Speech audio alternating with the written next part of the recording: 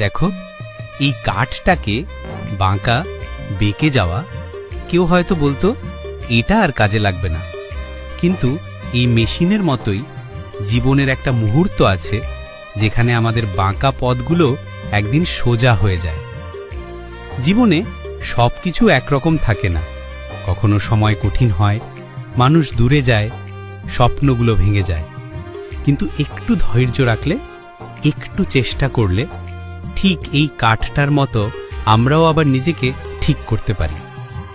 দেখো, মেশিনটা যেমন ধীরে ধীরে ঘুরছে, তেমনি জীবনের চাকা ঘুরছেই, আর তোমার পরিশ্রমই একদিন তোমাকে সোজা পথে নিয়ে যাবে। বাঁকা কাঠও যদি সোজা হতে পারে, তাহলে তুমি পারবে না কেন?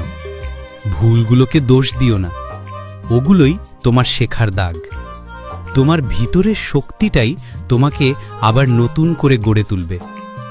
বন্ধু, যদি কথাগুলো হৃদয়ে লাগে, একটা আর্ট দিয়ে রেখো আর শেয়ার করো, যেন অন্য কারো জীবনের বাঁকটাও সোজা হয়ে যায়।